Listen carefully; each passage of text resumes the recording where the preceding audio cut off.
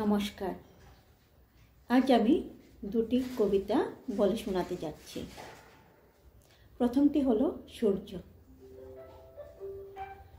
সূর্য তার প্রেমিকাকে চেনে না, সে পৃথিবীর সব বস্তুকেই নিজ কিরণে সুশোভিত করে তোলে। পুষ্প কেন তাতেই মুগ্ধ? আছে কোনো উত্তর তোমাদের ভৌগোলিক ব্যাসার্ধে? আমার আরেকটি কবিতা হলো প্রেমের সংজ্ঞা।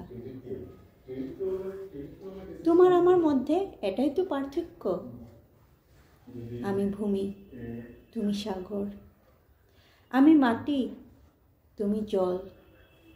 আছে কোনো এর চেয়ে বড় প্রেমের সংজ্ঞা? ধন্যবাদ বন্ধুরা, কেমন হলো অবশ্যই কমেন্ট করে জানাবেন। Thank you.